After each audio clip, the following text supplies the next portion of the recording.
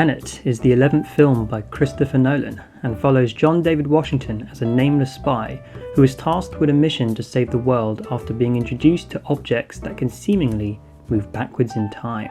And that's really all I can say about the plot if you haven't seen the film. So what do I think of the film? Well, Tenet is a lot.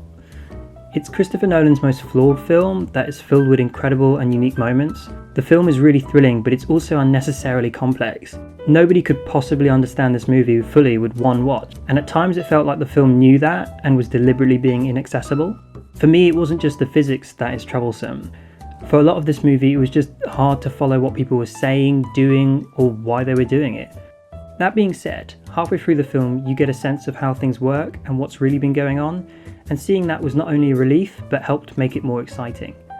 It then leads to a third act which I had a vague idea of what's going on, but I still was struggling. The pacing of this film feels way too fast, which really didn't help. That's a really sad thing for me to say because I usually love how Christopher Nolan uses pacing in his films. The Dark Knight in particular was really well paced. Now there's a Batman. Oh, you want to play? Come on. Come on.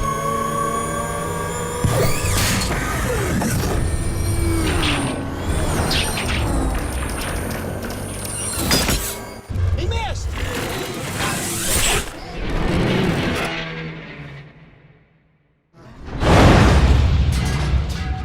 This film feels like it's desperately trying to throw a lot of ideas at you, whilst also balancing characters, plot, and oh look, a big plane. What's frustrating is I think a lot of these ideas are quite interesting. The concept the film plays with is interesting, the music is brilliant, the cast will give good performances, and the real star of this film is the spectacle moments. Christopher Nolan can direct an action sequence brilliantly and it's so incredible to watch.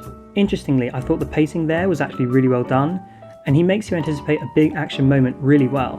The cast unfortunately are held back by the fact their characters are all devoid of depth. Elizabeth Debicki's character is very much defined by the men in her life. Robert Pattinson is pretty much just a charming man, and I really don't know anything about John David Washington's character. They're all great actors doing well with the material they have, but more than any of Nolan's other movies, this feels the most impersonal.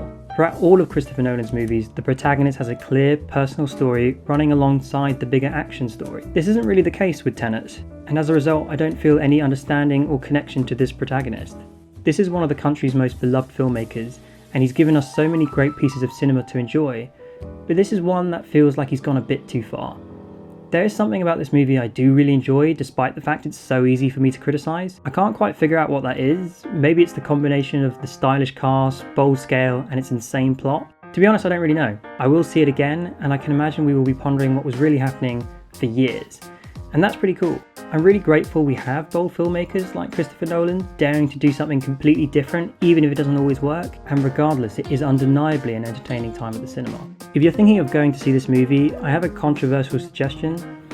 Maybe don't see this in IMAX, especially if this would be your first time seeing a film in IMAX. This was my first experience in an IMAX theatre, and it was incredibly exciting, but also really overwhelming, both with the visuals and the sound. Even with the adverts, I found it difficult to know where to look, and this is a film that requires you to be very attentive. But if you can see it in your local cinema and you feel safe to do so, you should. Form your own opinion, and if you disagree with me, that's okay. I'd love to hear your thoughts in the comment section. For now, please like and subscribe for more videos, and thank you very much for watching.